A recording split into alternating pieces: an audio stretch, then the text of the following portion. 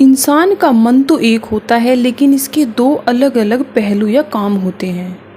हर पहलू की पहचान इसके लक्षण से होती है, जो अपने आप में अनूठा होता है। दोनों में से प्रत्येक मन स्वतंत्र रूप से काम करने में सक्षम होता है और मिलकर काम करने में भी। एक मन को हम वस्तुपरक मन कहते हैं, क्योंकि यह बाहरी चीज़ों से सरोकार रखता है। दूसरे मन को हम व्यक्तिपरक मन कहते हैं। व्यक्तिपरक मन सहज अनुगामी होता है और वस्तुपरक या चेतन मन के सुझावों से नियंत्रित होता है। वस्तुपरक मन वस्तुपरक संसार की पूरी जानकारी लेता है। 5 शारीरिक इंद्रियां वस्तुपरक मन के अवलोकन के साधन हैं। यह परिवेश के साथ हमारे संपर्क में हमारा मार्गदर्शक होता है। हम इन 5 इंद्रियों से ज्ञान हासिल करते हैं। वस्तुपरक मन अवलोकन, अनुभव और शिक्षा से सीखता है। चेतन मन का सबसे बड़ा कार्य तर्क वितर्क का होता है। लॉस एंजलिस में चारों ओर देखें, पार्क, इमारतें, सुंदर भवन, फूलों के प्यारे बाग आदि देखकर आप इस नतीजे पर पहुंचते हैं कि यह एक सुंदर शहर है। यह आपके चेतन या वस्तुपरक मन का कार्य है। वस्तुपरक शब्द का अर्थ है कि यह वस्तुओं से सरोकार रखता है। दूसरी ओर व्यक्तिपरक मन 5 शारीरिक इंद्रियों से स्वतंत्र साधनों द्वारा अपने परिवेश की जानकारी रखता है। व्यक्तिपरक मन या अवचेतन मन दोनों में से किसी भी शब्दावली का इस्तेमाल किया जा सकता है। अंतर्ज्ञान से समझता है। अवचेतन मन आपकी भावनाओं का स्थान है।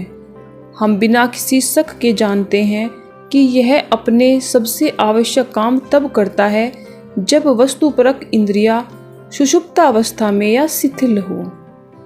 यह बुद्धि खुद को तब प्रकट करती है जब चेतन मन सोया हो या उन्नींदी उगती अवस्था में हो। अवचेतन मन आंखों का इस्तेमाल किए बिना देखता है। इसमें अतीन्द्रिय दृष्टि और अतीन्द्रिय श्रवण क्षमता होती है। अवचेतन मन शरीर को छोड़ सकता है, दूर देशों की यात्रा कर सकता है और अक्सर बहुत सटीक तथा सच्ची किस्म की जानकारी लेकर लौट सकता है।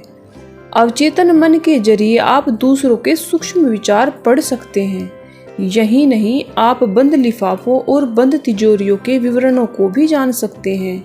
अवचेतन मन में संचार के सामान्य वस्तुपरक साधनों का उपयोग किए बिना दूसरे के विचार समझने की योग्यता होती है। इसलिए यह बहुत महत्वपूर्ण है कि प्रार्थना की सच्ची कला सीखने के लिए हम चेतन और अवचेतन मन की अंतर्क्रिया को समझ लें। चेतन और अवचेतन मन के वर्णन में कई शब्दावलियों का उपयोग किया जाता है। उन्हें कहा जाता है चेतन या अवचेतन मन, जागृत या सुषुप्त मन, सतही या गहरा स्वरूप, स्वैच्छिक या स्वचालित मन, पुरुष और नारी मन या ऐसी ही कई अन्य शब्दावलियां। याद रखें, केवल एक मन ही होता है जिसके 2 पहलू या कार्य हैं। व्यक्तिपरक मन हमेशा सुझाव से प्रेरित होता है। इसे सुझाव से नियंत्रित किया जा सकता है। हमें यह पहचानना चाहिए कि अवचेतन मन सारे सुझावों को स्वीकार करता है। यह आपके साथ कोई तर्क वितर्क नहीं करता, लेकिन आपकी इच्छाएं पूरी करता है। आपके साथ जो कुछ हुआ है वह सब उन विचारों की वजह से हुआ है जिनकी छाप आपने अपने विश्वास द्वारा अवचेतन मन पर छोड़ी है। अवचेतन मन आपके विश्वासों और दृढ़ निश्चयों को बिना कुछ बोले स्वीकार करता है। यह मिट्टी की तरह होता है। आप इसमें जो भी बीज डालेंगे यह उसे स्वीकार कर लेगा, चाहे बीज अच्छा हो या बुरा।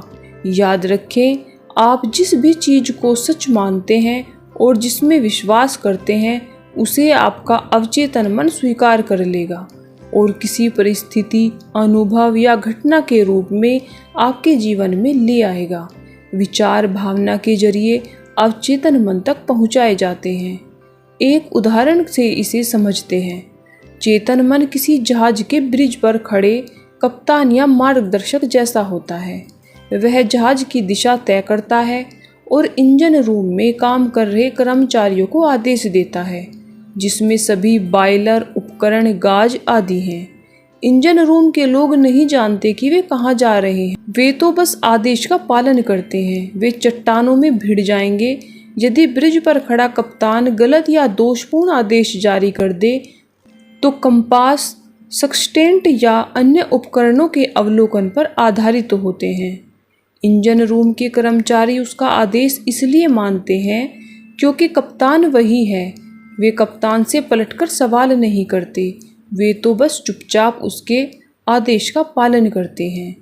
कप्तान जहाज का मालिक होता है, उसके आदेश का पालन होता है। इसी तरह आपका चेतन मन आपके जहाज का कप्तान है, मालिक है। आपका शरीर और आपके जीवन की सारी परिस्थितियाँ जहाज का प्रतीक है।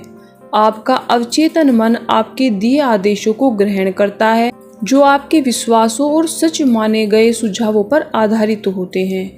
एक और सरल उदाहरण यह है, जब आप बार बार लोगों से कहते हैं मुझे मशरूम पसंद नहीं है, तो मशरूम खाते ही आपको अपच हो जाता है क्योंकि आपका अवचेतन मन कहता है बॉस को मशरूम पसंद नहीं है। यह उदाहरण शायद आपको मज़ेदार लग रहा होगा, लेकिन यह चेतन और अवचेतन मन के आपसी संबंध का एक उदाहरण है। जब कोई महिला कहती है अगर मैं रात को कॉफ़ी पी लूँ तो मैं 3 बजे तक जाग जाती हूँ, तो रात को कॉफ़ी पीने के बाद आपका अवचेतन मन उसे कोहनी मारता है, मानो कह रहा हो बॉस चाहते हैं कि आप आज रात जगी रहें। प्राचीन नीति कथाओं में हृदय को अवचेतन मन कहा गया है। मिस्र के लोग जानते थे कि हृदय अवचेतन मन है, लेकिन उन्होंने इसे इस नाम से नहीं पुकारा। प्राचीन चेल्डिया और बेबीलोन के लोगों ने इसे अलग अलग नामों से पुकारा। आप अपने अवचेतन मन पर छाप छोड़ सकते हैं और अवचेतन मन उस छाप को संसार में प्रकट कर देता है। जिस भी विचार में भावना भर दी जाती है या जिस भी विचार को सच के रूप में महसूस किया जाता है, उसे आपका अवचेतन मन स्वीकार कर लेता है। मिसाल के तौर पर यदि आप उपचार चाहते हैं तो शांत हो जाएं, तनाव रहित हो जाएं, आराम से सांस लें, अपने ध्यान को गतिहीन कर लें। अपने अवचेतन मन में उपचार की शक्ति के बारे में सोचें और दृढ़तापूर्वक कहें कि आपके शरीर के अंग का इसी समय उपचार हो रहा है। ऐसा करते वक्त आपके हृदय में कोई द्वेष या कटुता नहीं रहनी चाहिए। आपको हर एक को क्षमा कर देना चाहिए। आप इस उपचार प्रक्रिया को दिन में 3-4 बार दोहरा सकते हैं। याद रखें, आपके अवचेतन मन ने शरीर को बनाया था, इसलिए यह उसका उपचार भी कर सकता है। होता यह है कि लोग अपने शरीर के किसी अंग या हिस्से का उपचार दृढ़ कथनों से करते हैं, लेकिन फिर मिनट बाद कहते हैं ओह मेरी हालत तो 10-15 ज़्यादा खराब हो गई है, मैं कभी ठीक नहीं हो पाऊंगा, मैं लाइलाज हूँ। यह मानसिक नज़रिया या नकारात्मक कथन पिछले सकारात्मक दृढ़ कथन को खारिज कर देते हैं। यदि कोई सर्जन ऑपरेशन करके आपका अपेंडिक्स निकाल दे और कुछ मिनट बाद दोबारा चीर कर देखे कि आपकी हालत कैसी है, फिर आधा घंटे बाद दोबारा तोड़कर आए और चीर कर देखे तथा ऐसा बार बार करे, तो शायद उसकी इन हरकतों से आपके शरीर में जहर फैल जाएगा और आपकी जान चली जाएगी। इसी तरह नकारात्मक कथनों का इस्तेमाल करके आप अपने उपचार को रोक या मार देते हैं। आपके भीतर एक अवचेतन मन है, आपको इसका इस्तेमाल कैसे करना है यह आपको उसी तरह सीखना चाहिए जिस तरह कोई बिजली का इस्तेमाल करना सीखता है। इंसान तारों, स्विच और बल्ब के साथ बिजली को नियंत्रित करते हैं। साथ ही चालाकता और रोधन के नियमों के ज्ञान से भी हमें अपने भीतर की जबरदस्त शक्ति और बुद्धिमत्ता के बारे में ज्ञान हासिल करना चाहिए। फिर हमें इसका समझदारी से इस्तेमाल भी करना सीखना चाहिए। कई लोगों को अब अवचेतन मन के सच्चे महत्व का एहसास होने लगा है। कई लोग व्यवसाय में सफलता व तरक्की हासिल करने के लिए इसका इस्तेमाल कर रहे हैं। एडिसन, फोर्ड, मार्कोनी, आइंस्टाइन और कई अन्य लोगों ने अवचेतन मन का उपयोग किया है। इससे उन्हें विज्ञान, उद्योग और कला में उनकी महान उपलब्धियों तक पहुंचने के लिए आवश्यक अंतर्दृष्टि व ज्ञान प्रदान किया। शोध से पता चलता है कि अवचेतन शक्तियों का दोहन करने की योग्यता से ही सारे महान वैज्ञानिक और शोधकर्ता सफल हुए हैं। आपके भीतर एक जबरदस्त डायनेमो है और आप इसका इस्तेमाल कर सकते हैं। आप तनाव और कुंठा से भी पूरी तरह मुक्त हो सकते हैं। आप अपने भीतर की प्रचुर ऊर्जा का पता लगा सकते हैं, जिससे आपको अपने शरीर के सभी हिस्सों को ऊर्जावान और जीवंत बनाने की सामर्थ्य मिलेगी। मिसाल के तौर पर लेखक एल्बर्ट हार्वर्ड ने घोषित किया था कि उनके सबसे महत्वपूर्ण विचार उनके मन में तभी आए जब वे तनाव रहित थे, बगीचे में काम कर रहे थे या टहल रहे थे। इसका कारण यह था कि जब अवचेतन मन तनाव रहित होता है तो व्यक्तिपरक बुद्धिमत्ता सतह पर आ जाती है। जब चेतन मन पूरी तरह तनाव रहित होता है तो अक्सर प्रेरणा के प्रवाह ऊपर की तरफ आ जाते हैं। कई रातों को आपने देखा होगा कि आप इस बात पर चकरा रहे होंगे कि किसी खास समस्या का जवाब क्या है, और जब आपने अवचेतन मन से जवाब का आग्रह किया होगा तो इसने सुबह तक आपको समाधान बता दिया। यही रात सलाह देती है वाली पुरानी कहावत का मतलब है।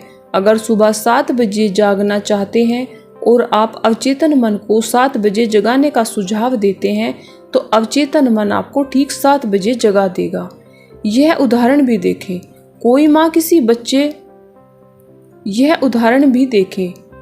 माँ किसी बीमार बच्चे की देखभाल करती है और उसे नींद आ जाती है, लेकिन सोने से पहले वह अवचेतन मन को सुझाव देती है कि अगर बच्चे का बुखार बढ़े या उसे दवा की जरूरत पड़े या वह रोए तो वह जाग जाए। माँ के सोते समय बादल गरजे तो गरजते रहें, लेकिन वह तूफान की आवाज़ों से नहीं जागती है। लेकिन बच्चे के रोते ही वह तुरंत जाग जाती है। यह अवचेतन मन का एक सरल कार्य है।